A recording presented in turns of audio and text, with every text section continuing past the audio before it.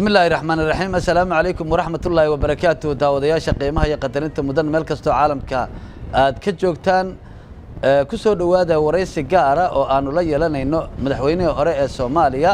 mudane Cali Mahdi Maxamed runtii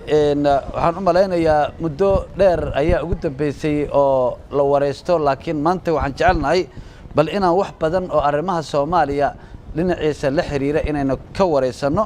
waa kaaga mahadcelinayaa marka hore ogolaanshiyaha aad naga ogolaatay anagoo telefishinka Somali Cable in aad wareysigaana siiso tan labaad waxaan rabaa nin wax badan ka og dalka Soomaaliya ayaa tahay wax badan dawladdu soo shaqeynay madaxweyne soo noqday marka waxyaabaha ugu muhiimsan oo taariikhda gala oo aan jecelnahay bal inaan ku weydiino waxa ay tahay dalkani waxaad arkaysaa in masiibo ku dhacday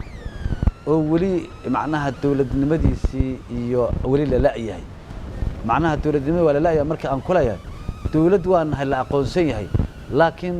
dawlad wadankeena ka wada shaqeyso ummadii oo dhan gacanta ku haysa lama hayo maxaa ugu wacan baad isleedahay masiibadan dalka ugu wacan waa mahadsantihiin Somali Cable wareysiga aad igu timaadeen waa kaga mahadcelinayaa intaan ka jawaabin su'aashaada waxaan rabaa inaan u tacsiyeeyo Prime Ministerkii Soomaaliya Cali Khaliif Galeer oo ku geeriyooday jigjiga sida aan maqlay iyo avocado Sheekh Cali Maxamuud oo ahaa member ka mid ahaa baarlamaankii 69kii oo ku geeriyooday Holland ayaan rabaa inaan u tacsiyeeyo oo aan uga tacsiyeeyo waalidiintiisii walaalihiisii xaaskiisii iyo caruurtiisii oo dhan in nabadoorba Ilaahay sabar iyo iimaan ka siiyo ayagana jannatul firdaws al-aala Ilaahay ku manaysto iyo awlaadii meeshii guriga ka baxana in Ilaahay sabar iimaan u siiyo haddaan u soo noqdo su'aashaada Soomaaliya waa runta musiibaha ku dhacday musiibada dhacday laba biri maahan saddex biri maahan sanooyin ayay maraysaa 30 sano already ay gadaal marisay ummadda dad qof shakhsi xataa haddii ay wax ku dhacaan wuxuu looga baahan yahay inuu dib u fadhiisto oo isweydiiyo dhibka kugu dhacay xagow kaaga yimid xagee laga haleelay inuu isweydiiyo ummadda Soomaaliyeed waxaad moodaa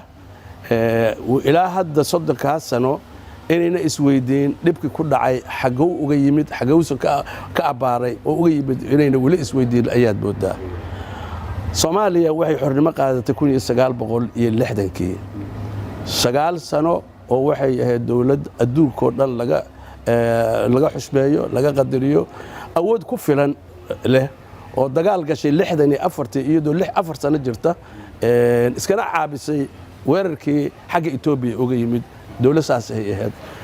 koritaankeedu siyaasadeed iyo koritaankeeda dhaqaalo iyo koritaankeega cadaaladeed oo maalinta ka dambaysa oo ka sii korayo ka sii fiicnaanay habeen October 21 ayaa waagu wuxuu noogu bariyay waagiyaa bariyay bilacsan aroora suuban shacabka Soomaaliyeed isma weydiin waxa yeeray iyo waxa soo yeeray iyo ulajeedada ka dambaysa maxay tahay ma garanin in ay la burburiyay dawladdii Soomaaliya ay soo doorato shacabka Soomaaliya soo doonto oo sharciga ahay in la burburiyay ma ayna garan haba yaraatee waxay la soo boodeen caleemo qoyan ay ku soo dhaweeyeen kacaankii oo muxuu ahaa oo dawladdii oo yiri shuruucdii wadanka jiray waa baabiyay yiri ayaa lagu soo dhaweeyay caleen qoyan kuma ekaan halkaas kacaankii muddo u sii socday wuxuu gaaray inuu isu bedelo inuu yahay muxuu ahaa shuuci inuu yahay in dalku uu qaatay shuruucdii shuuciga iyo dhaqankii shuuciga inuu qaatay sheekna laga dhigtay muxuu ahaa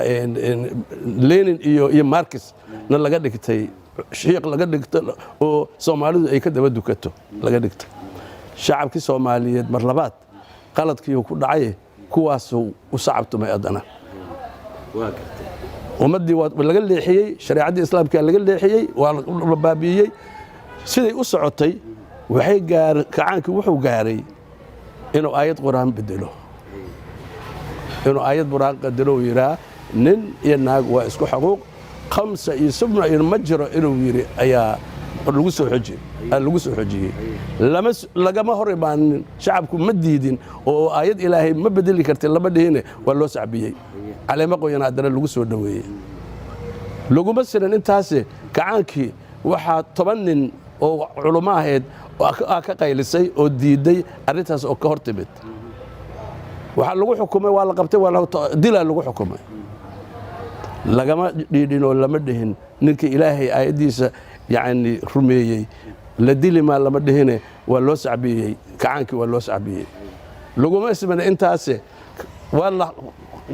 waxaa la geeyey muxuu ahaay barxaddii dadka lagu tooganaya la geeyey 200 oo kulo ka badan ayaad u tagtay fiirasho iska dhaaf ay ka hor yimaadaan dawladda iska dhaaf ay taageeraan culimadii waxay u tageen fiirsasho sida loo dilaayo ay u tageen muxuu ahaay meeshii lagu dilaayo dhibaatada Soomaali meesha ugu horeysay horta ka bilaabatay waa halka culimadii la dilay waa gartay ayaa ugu horeeyay horta xooggeena halkaas horta oo ka yimid ilaahay waana tusiyey in qalad dhacay waana tusiyey cirka ooye kuma sinane laba diyaaradoo la soo kiciyo dadka loogu talagalay in lagu cabsiyo ayuu ilaahay madaxa isu geliyey halkaas horta ka soo bilaabatay waa ka socotay markii dhibaatadu intaas dhacday waxa la bilaabay in la suubiyo in dawladdii laga hor yimaado caqli laguma shaqaynin caqlina laguma fikirin caqli haddii lagu fikiri lahay waxay ahaa lahayd in Soomaalinimo loo tashado ururo Soomaaliyeed oo midaysan la suubiyo Soomaali midaysan ay Maxamed Siyaad la dirto laba yeeline qabiil walba wuxuu suubsaday ciidan oo asaga u gaar ah oo qabiil ku salaysan oo ciidan beeleed oo qabiil ku salaysan ayuu qabiil walba suubsaday qabiilkii sameystay muxuu dhaliyey in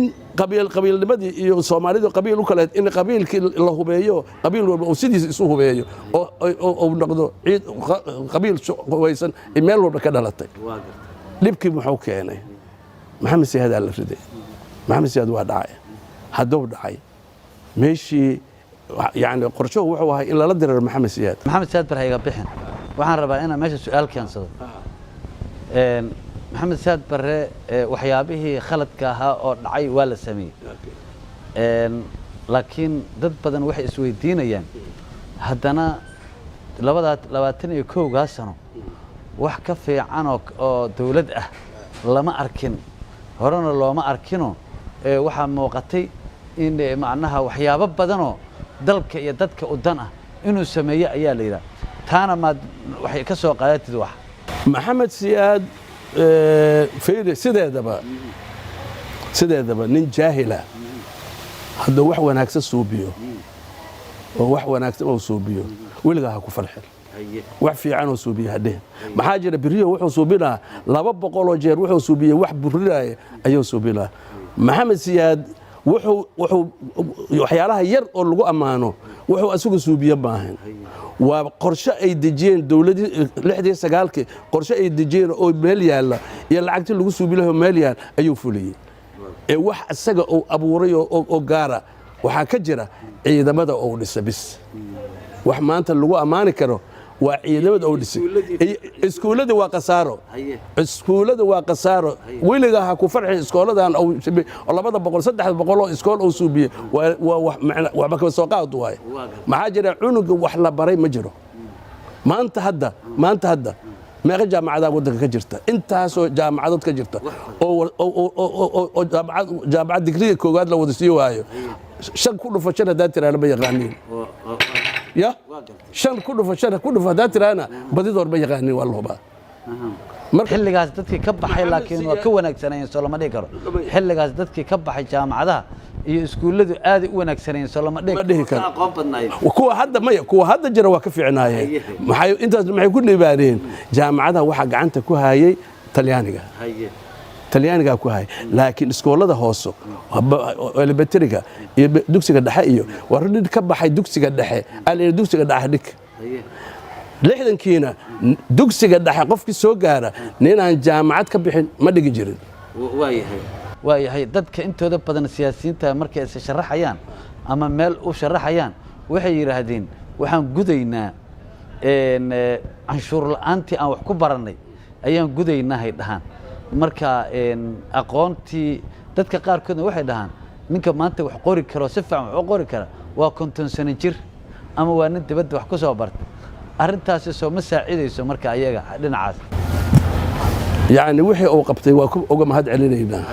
وأوجا ما هاد علينا لكن ما جودي كريم أنا جاري كريم لحد بيدي الدولة جرت وحي قبلها ما قبل كريم ما قبل دون لهنا دو بقول سنة جوج لهنا وياه إيود مركا محمد سعد برا أرنتي سي مركي اللي جت جاي ودن كي جبهة تلكي وصور ماشي للربي سم دايسن إن أو ترتيب ماشي الله جساره beelbeelaa dhacday maxaa dhacay marka beelbeelaa dhacday qolo walba meeshii isku dayday maxamed siyaad rido waa ku fashilmatay markii dambe waxaa nimankii maxamed siyaad horta 90% waxaa riday dadkii bayaanka riday bayaanku si oo siyaasaha wala dirareen waxay ka soo xireen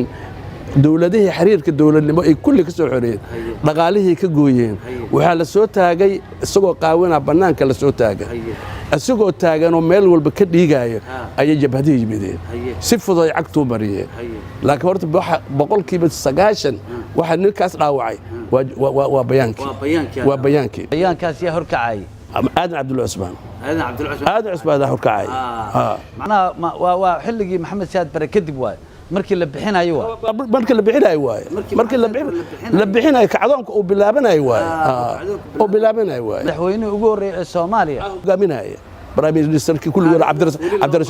الرزاق حاج حسين أكو جري محمد إبراهيم قال أكو جري وزير دي أدنى أكو جري تلياش عيد كأكو جري برلمانتري أكو جري قف كم قريد ملهين وحاه قامنا هذا عبد العثمان ومركي يقول رئيسه عن مقالة إن هذا عبد الله عثمان وكهر يمد دولتي محمد كهر يمد أنا أكو جري بيانك أنا أكو جري صحيح يدك بذا بيانكي محور علي بيانكي وحور علي إن هرت أو سياد بربعه سياد بربركه وبحي وحاول عادي بركة إن لا أبورو دولة ما دام إيش دولته كبح هذي والله مارماري نقطة إن تكر جوفرمنت إلا سوبي أنكو وحن وضني أنا قامنا هواي كبرهوينا كهاي واي إلا أبورو waxaan talagalnay 29 janaayo lay magacaabay waxaan ku baaqay kowga 28 febraayo ilaa soo yimaado oo la doorto baarlamaan la doorto madaxweyne la doorto aniga markaas qorsheygu wuxuu ahay markii la soo yimaado inaan ka baxo meesha cidii Soomaaliya ay dooratana xukunka lagu wareejiyo qorsheygu saas u ahaa لكن وادعي ويسي لح أورا جرتي وأسنم أي لحيسي شنت كلواتمد أسنم ما إيمانين وعلى أسنم هدي ما قنتها واحد لقى بكره ما له دبها الأردقو كبعدنا واحد جوجل نوجو باغي مدحوينه جيبوتي حسن جولد أبتدور حسن جولد أيام نوجو باغي هل كاسل لسكوتي أنا أقول بكت قريب قل شركات كما هذا قريب قل أو جيبوتي كدع جيبوتي كدع أنا متجه حمرة جو هل كاسل اللي يقصد دورته لبض سنة أنا هو هدي اللي يقصد لهاي قرشة يقول هاي ويتين هل سنة قدير إن ندورش سمايو حكم كان أوليجي وأذن سوشر عن مرتبة دبنا أنا سوشر أيوة هاي قرشة يقول دد بدن وحي يرهدين محمد سياد برهدي إنه سياشن شنتي جوريونا يلقي إن لا دافع كفعنا ما مصدق أدوكو فيري يعني geerida iyo nolosha ilaahay gacantiisa ku jirto qof og ma jirto hadii loo sheegi lahay waaba dhicid inaan u dhaafno anaga hadda fiir maxaa dhahay mataqaan maxamed siyaad waa u tagnay waa la diilgareynay waxaanay xukunka waxaad u dhiibtaa Xuseen Kulmiye 3 bilood ku wareeji 3 bilood 3 bilood gudahood hal suubiyo doorasho adiga qasriyan ku dhisaynaa waxaan ka qaadaynaa bis xukunka iyo amarka aan ka qaadaynaa inta kale xuquuq waa lagu siinaa wanaga diidi taasina waa mid maantay waa tamaanta nahaysata waa midda laakiin anigu waxaan wiili haystaa oo hoosta ka xariiqaya dambigi aan ilaahay ka galnay oo ahayd aayad ilaahay nin bedelay inuu culamo hortayna iyo geed ku xirtay ee uu anagu asagoo dilaya aan u bannaan baxno oo taageerayno in halkaa nagala haystaan weli aaminsana aniga waa gartay aad baad u mahadsan tahay markii lagu doortay iyo wixii dhacay waxyaabo aad is leedahay oo maanta kugu dhacsan macnaha oo dhibaatooyin maadaama ay dhaceen waxyaabo aad is leedahay maanta waad ka qoomamaynaysaa waxaad is leedahay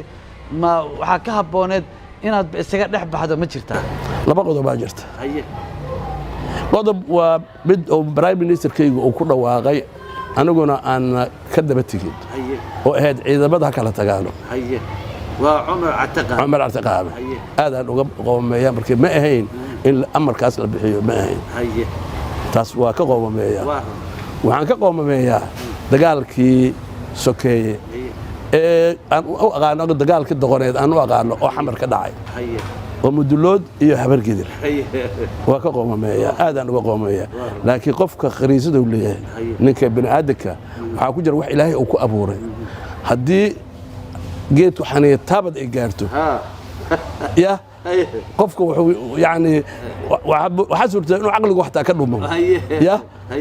laakiin anigu mid labada qodob oon ka qoomameeyo waa labadaas qodob waxa aad ka xasuusan karto adiga iyo Caydiid markii wax dhaceen dad badan baa idin soo dhex galay wax walba idin soo dhex galay waxyaabaha aad ka xasuusan kartood islahayd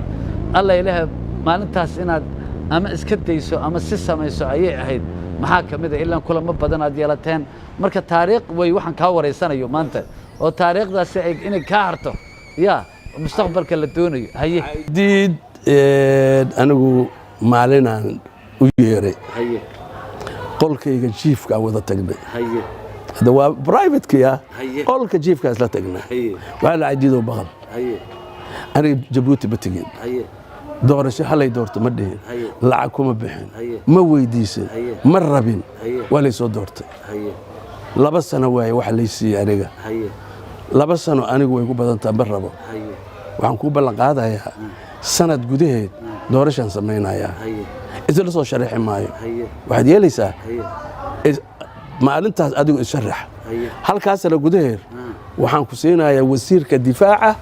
iyo taliyaha xoogga dalkan iskugu kaadiraya halkaasna sharaftaas hogsanaaw ku qaado waga diidi taas waa daciif midda oo yani aan islaahay waxaan weynay tolna kala qabtaan weyna ma ani Caydiid laba qof oo shakhsiyadan ahayn aniga waxaan ugu filanay asaga dadka aan ka dhalanay inay noo yeeraan ay yiraahdeen oo hebelo adaa gardan hamba hebelo adaa garle waa mar taas haday dhihi kari waayeen xoogaa ka cabsadeen waxayna dhihi kareen labadiina albaabka ka baxa waa tii ay baxda maamadeed cali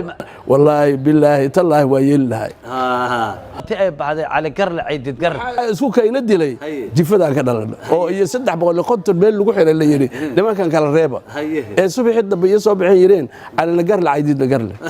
arintaasuna waa boog hawiye ku taalo inta aakhira ka aadaan ku oolayso waayahay markii Caydiid dhintay ma ka naxday mise ku farxday waa ka naxay waxa uga naxay waa nin muslim oo dhintay waxa uga naxay waa inkastoo laba dhinood isdagaalaysa aan ahayn laakiin nin adiga hada islaan tahay muslim tahay yani nin muslim oo dhintay waa inaad ka naxdaa waay dawlad waxaad ku soo jirtay 25 sano ma sidaad ii sheegtay madaxweynena waa soo noqotay wax xoolo dadweynaha oo kugu maqan ma jiraan wad ogtaa ma sha Allah xoolo dadweyne anigu waa xaday anoo yar oo dhalinyaro oo 20 jir ayaa waxaan xaday 25 kun oo shilin Soomaaliya shilin Soomaaliya 68 waaye waxaan ku dhistay guri siigaala ku yiilo aan deganaayaan ku dhistay 3 kun dhulan kala baxay 3 kun injiirkan siiyay 24 alaabaan ku gatay diintii markaan dib u bartay oo dib u eego dib yani u bowsaday waxaan ogaaday inaan qatar ku jiro oo guriga aan deganayana oo xalaal ii ahayn waxaan ku cunaayay xalaal ahayn waxa ii u dhashay ilaahay ogyahay xaaladooda guriga waa sadaqay muddo ka baad adana waa fikiray waxaan ila wariyaa sadaqo waxa adigu leedahay sadaqaysataa see adiga guri dayn lagugu lahay see u sadaqaynaya waa baxay bangiga dhaxaan tegey waa xilliga xasan sheekh waa xasan sheekh maxamuud xalqid waay bashiir ciisaan u tegey waxaan ku iri bashiirow bangiga dhexe waxaan ku iri 68 dollarku meeqa u ahay wuxuu ahay uri 6 shilin iyo 8 senti 25 kun iigu qaybi waxay noqotay 4 kun iyo 45 dollar حسن شيخان وتجا حسن شيخ مدحوينه مدحوينه وتجا لا دا يقول له هو تجينا وحاس او شيغن اسك داب ما يعني هو تجا او تجا وعلى العقل اللي يقول لي دولده العقل يقول له اي شيء سدا يلا ما دام كو كينا بس ما راد يشيغيسا وغيها بقى دحا كو شبو يري بشير عيسى نوغي بقى دحا بشير بقى كو دحا رسمتي اسكا برساري قصرده igu jirtaa waa guday iska guday lacag aan leeyahay oo dawlad leedahay qof bin aadan oo leeyahay oo igashay halaas ay hayeen waana iska guday waa maasata dad badan baa waxay leeyihiin cali mahdi dabaqa ugu dheer magaalada muqdisho ama Soomaaliya oo dhan ayuu leeyahay hanti tiro badan ayaa gashay oo malaayiin ah xaquu ka keenaa la leeyahay oo jawaab sahlanta waa sahlanta toban afar dabaq waaye gurigu aniga xisaabta guriga khasnada kaasfoon yani bangigayga wuxuu ku yaalaa meel la yiraahdo Bavia oo wadankee oo Talyaaniga oo Milano 25 kilomitir u jirto 93 daqiiqo ugu dambeysay aniga oo aan 45 ku kala soo baxay maraan 93 aan tagay 5 kuna igu jirtay 5 kun ay ugu jirtay ilaa hadda shantii waa ku jirtaa saan u malaynayo xisaabtayda gurigaas sad ku dhista maayno guriga horta aniga ma lihi gurigan baqa ma lihi aniga xaaskayga iskale aniga ma lihi wax shaqo aan ku leeyahay ee shirkayga oo ku jira haba yaraatee ma jiro intee ka keentay waa lacag intee ka keentay waa dawlad Abdullahi Yusuf ayaa waxa ay siisay aniga 100 kun 100 kun oo dollar ku siisay rag kale ay soo bartay lacagta laakiin waxa dawladda waxa madax ka ahay Abdullahi Yusuf rag kale ay soo bartay ay siiyay xaaskayga Ameerika ka yimid 100 kun lacag igu ma ogeyn waxay 100 kun intee ka keentay 100 waa la siiyay ilaahay amarkiisa anigu markaas laba bir ka bacdi yar Axmeday la dhihi jiray oo dhintay oo horbuud dadka waaweyn ka mid oo ida ay qaraabo yihiin ay yimideen warshada waa diideen inaad wax ku dirsateen muxuu ahay sheerarke maanta hal sheer oo waxaan hayaa oo badan dhalay waxba ma haysatay iyo intii 100 kun ma ka istaahila ma si ka ma istaahila waxa way ka istaahila isii basi 100 kun asi qontul kun waxa qaatay asaasiyaashii qontul kun wuxuu dhalay guriga qofka iga rusaysaba qontiga wuxuu dhalay gurigaas yani dhowr sano waa 10 sano amal waa jira ilaa wuxuu gaaray sheerarkayna wuxuu gaaray 1 milyan iyo 100 kun oo dollar waa gartay ayuu gaaray faa'iidadu waxay markii hore sanooyinka hore ahayd 130 90 hadda ugu yartaa waa 42 faa'iidada sheerka qofkii 100 dollar waa 42 dollar hormuud lacagtii aan haysanay oo noo aruurtay waxay ahayd 1 milyan iyo 600 oo kun oo kaasha aan haysanay haysateen taasaan ku bilaawna shaqada inta kale sheerarka saan halba sheer u gadaynay hadda sheerarka noo heray moogi 200 miya 300 miya baaqa horta halaas gabadhaas aan iska anigu ma balihiba waa ku maasata laakiin su'aal markaan dadka dhex galo waxa jira hadallo ay dhahaan ama dadkii xilliga Abdullahi Yusuf joogay shaqeynay waxay leeyihiin oo habeen hore ugu dambeysay waxay leeyihiin علي مهدي wuxuu ka faa'iiday shirkii dib u heshiisiinta ee ka dhacay magaalada Muqdisho waxa jirtay lacag 60 milyan oo Sacuudiga laga keenay oo Cali Maxamed Geedi uu keenay lacagtaas waxa la leeyahay oo xoogaa ka helay ma jirtaa taas lacagtaas horta 32 milyan Abdullahi Yusuf ma keenin Cali Geedina ma keenin sacuudi anaa ka keenay haye waa run anaa ka keenay haye taariikh badan ay leedahay taariikh dheer ma gelahay taariikhdaas haye okay lacagtaas waxaa lagu shubay dawladda koontadeena ku shubatay oo anugu meelay ku dhigan tahay iyo koonto oo waxay ahayd in sharciyan lagu shubo iyo xisaab loo furo dib u heshiisiinta dawladda ku shubatay haye dawladdaasaa maamuleysay haye anaka 4 milyan ayaa naloo dhiibay haye 4 milyan iyadoo nagu leeyahay 69,000 ayaa horta shirku dhammaaday waa kartay laakiin lacag lay siiyey oo Cabdullaahi Yuusuf iyo cali geed ay siiyeen jirta oo 2 milyan haye lacagta dawladda waxa u soo qaadayay nin oo xawaalada u soo qaada u keenayay lacagta markii la keenay jeeg oo 2 milyan ayaa ninkii laygu soo dhiibay ninkii qaatay ninkii qaatay 2 milyan lagu soo dhiibay la soo dhiibay ninkii qaatay waa loo geeyay waa wax taariikh oo qabiilka u fadhiisteen oo ninkii laga waayay oo ninkii uu joogo xabar ya ninkaas qaatay waa maasanta waxaan rabaa arrin kale aad u khatar ah laakiin la yiraahdo cali maadiya sameeyo wararka caalamkuna qaataan baa jira waa arrinta sunta badda lagu daadiyay sunta badda lagu daadiyay oo wargeysyada Talyaaniga qaarkood ay soo qoreen oo ilaa ay hadda mar walba la soo qaato maxaad kala socotaa wax badan kala horta waxa la rabaa qofka bini aadamka markuu wax sheegayo inuu si caqliya wax u sheego Soomaaliya waxay leedahay bad 3,333 kiiloomitir ayay leedahay waxa ilaali kara oo kaliya ciidan ilaali kara ciidanka badda ayaa dawladuhu ugu tala galeen in xuduudka badda iyagu u ilaaliyaan horta badda anigu waqti aan mas'uulka ahay ciidan ma lahayn ciidan oo ilaalinayna ma lahayn ciidan badda oo diyaarsanayo jirana ma jirin waxa la yiri badda cali mahdi asun ku shubay 7 milyan oo markana la siiyay 7 milyan oo lacagta Jarmalka la siiyay la yiri bal horta aan isweydiinay adoo dhul banaan u jeeda oo qofka dhacsaysa ayna jirin ma dhiibaysaa lacag bas waa iskaga shubay badan ciidan lahayn oo ciidan leh qof ilaalinaysa ayna jirin mad xoolo ku bixinay ummaddu waxay rabaa horta halaas inay garataan la rabaa badan hadii lagu shubay sun tuuga ku shubtay kama warqabo meel lagu shubana ma jirto anigana barkay laga ma qaada يعني صحيح adiga kaas saacado oo lagu shubana bal helaayo bal soo saaraayo waxaan se ku sheegaa xaqay ka tibad ergaan xaqo ka yimid badda caalamad ku shuban laba nin curisay nin Soomaali oo Xasan Nuur iyo Xuseen Nuur markii magaca iska ka dhaafsan yahay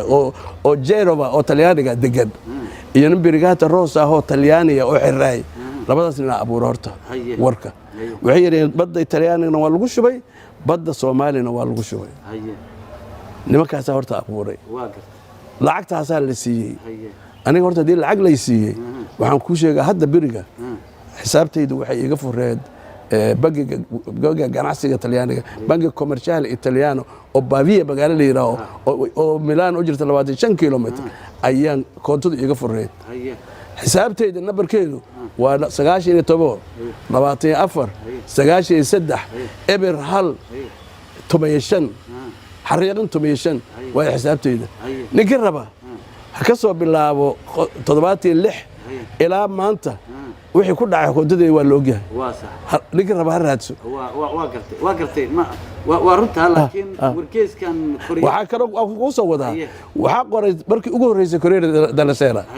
markii horeysay qoray abukaatan qabsaday ilaa hadda dacwadu waa socotaa abeel hadda dhaw waxaan sugu hayaa 2 milyan aan sugu hayaa aniga oo researchada daano la yiraa يا مقدو هنسقوها waxa ka sugaysaa maxkamadda Talyaaniga ka sugooya qareen ayaa qabsaday ma sha Allah marka anigu maxaan u shibinay way marka dawladdaada qof kamid ah saxiix ka galay ma jiraa on ogahay aniga on ogahay ma jirto waayahay arrintii kale xaashi ninkii xirna iyo gabadha wariyaha la dilay ayadoo wax taariikh ma kala socotaa xaashi yarkaa waa dulbiya lagu xiray haye talyaanigana waa u sheegay maraan Rooma tagay oo baddaan arrinteeda horta waxaan ku gudaraa baddaan arrinteeda waxaa talyaanigu u magacaabay 61 oo parliamentary haye loo magacaabay haye oo baaritaan sameeyay haye Itaaliya ka sameeyeen Soomaaliya ka sameeyeen boqol jeer waa yimideen xamar boosaaso boqol jeer waa yimideen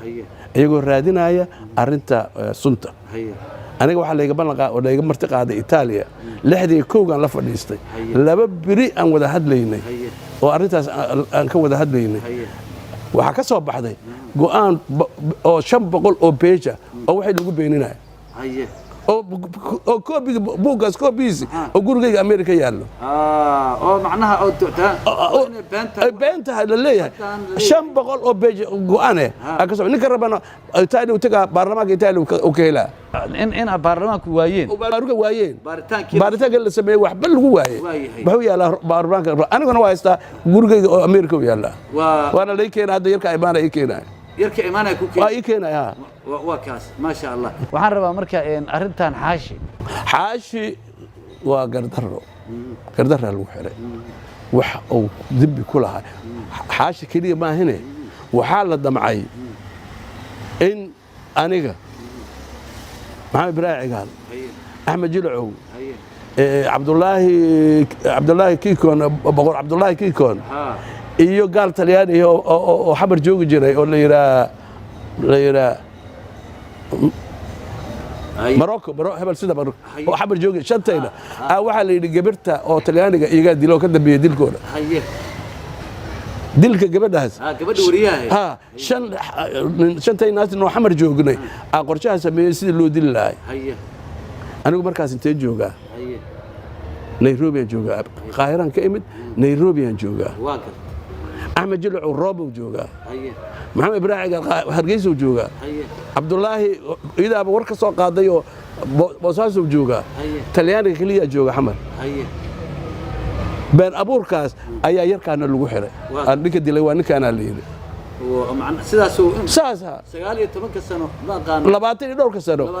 waa been abuur ku xiray hadda waa la xukumay waa 3 milyan oo euro la yiri qaado waa diidiyay dacwo wada waa been abuur ma sha Allah way waxaan ka rabaa arrinta ugu muhiimsan waxa weeyaan dalkan wali sida aad la socoto wali waxba taagan marka laga reebo dawladdii adigu aad madaxweynaha ka ahay dawlad kale waxa ku xigta tii carte dadkii uu qabanina ay did laftirkiisu dawlad sal ballaar la yiraahdo sameey ma garata waa macnaha 20kii bisha ayaa dawlad ku meel gaar Djibouti lagu soo sameeyay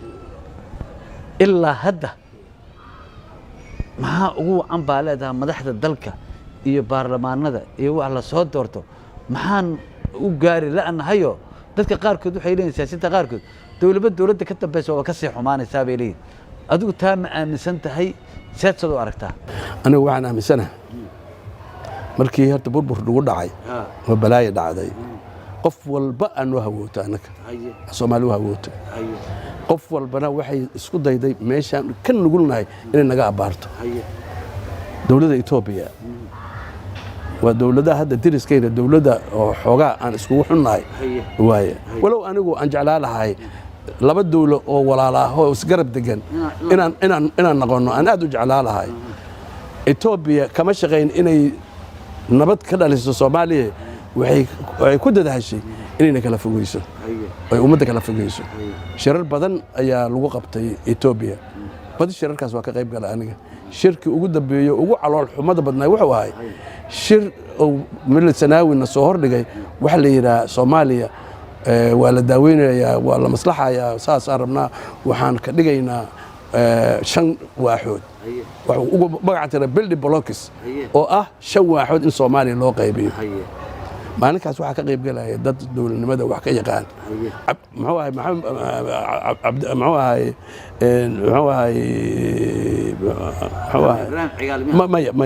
muxuu ahay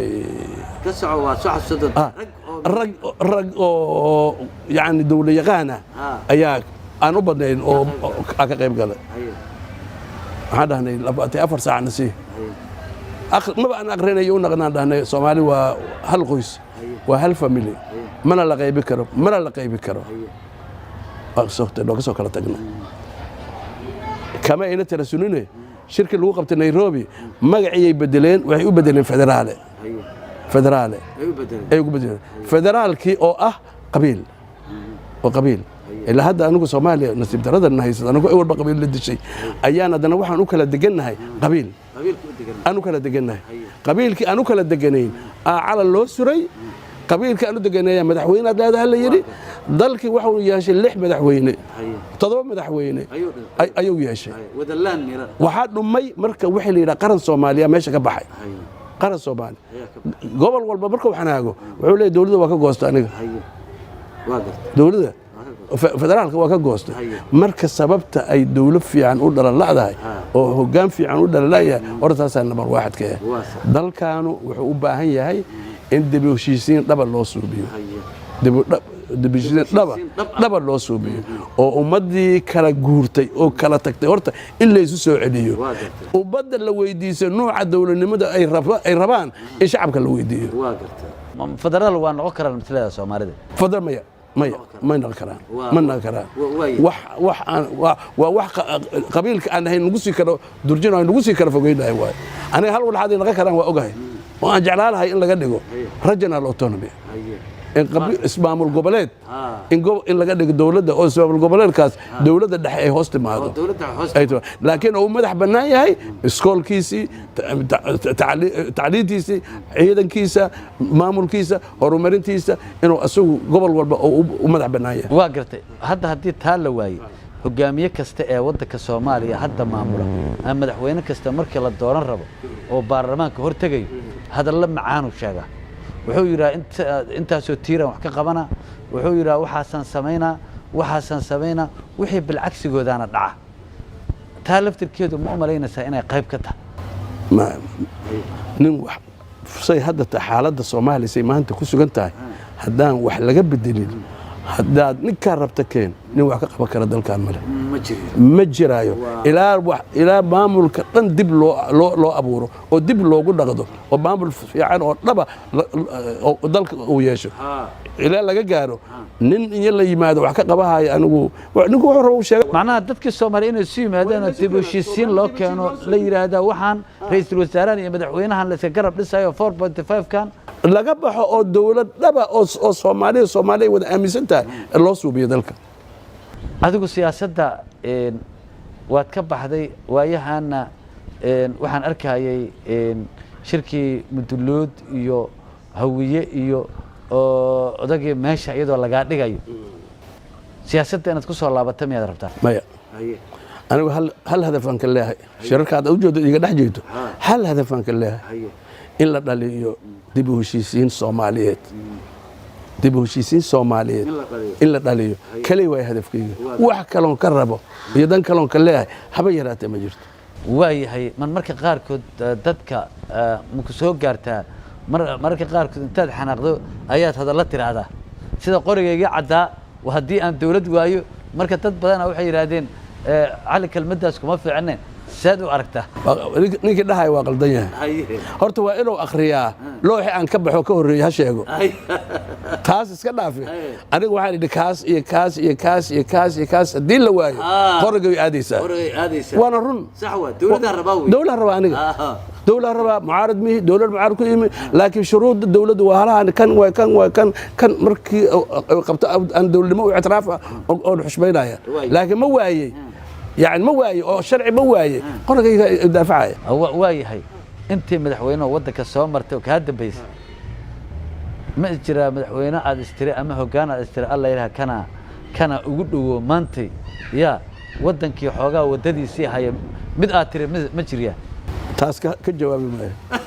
ما كجواب تاس ما كجواب هاي حد وذات وبالدو أدنى سنة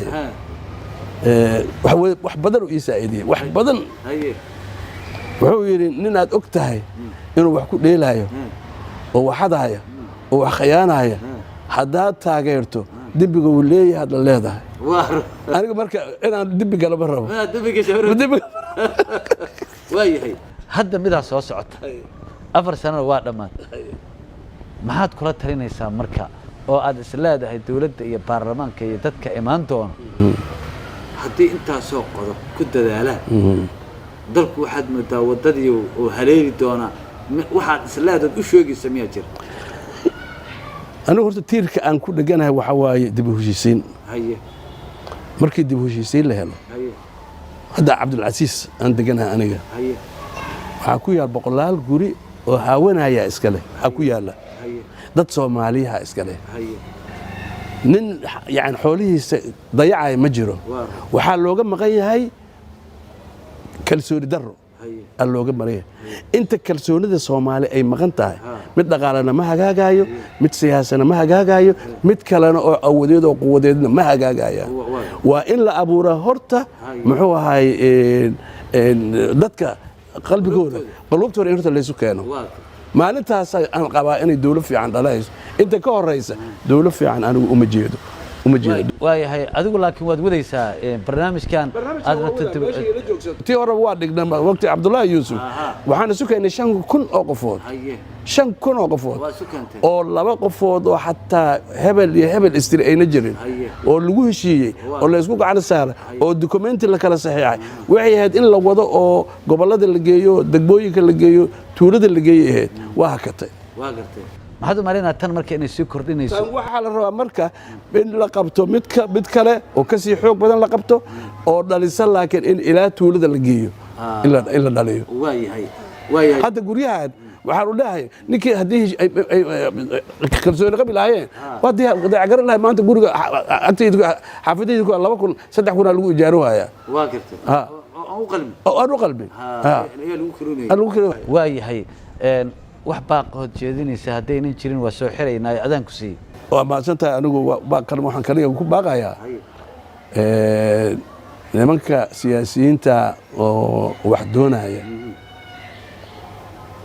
ha iska dhaafaano kursiga ay lacagta ku doonayaan waayo ninka 100,000 200,000 500,000 1 milyan ay uga baxdo wuxuu rabaa 10 milyan inuu ku soo ceshado